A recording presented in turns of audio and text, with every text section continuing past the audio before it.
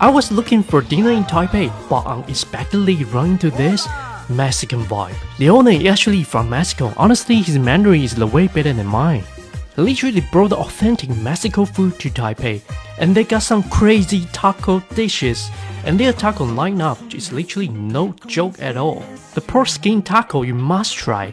Taquitos is packed with a mashed potato. I was so sold on this. Their drink menu is so huge. The horchata hits the spot. They got some crazy mocktail too, just don't miss out the happy hour.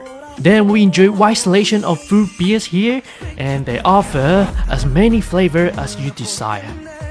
So come eat and drink and play. I don't have an idea what the huge thing is, but I found this amazing piñata party, so they kinda smashed the piñata to celebrate Mexican fiesta.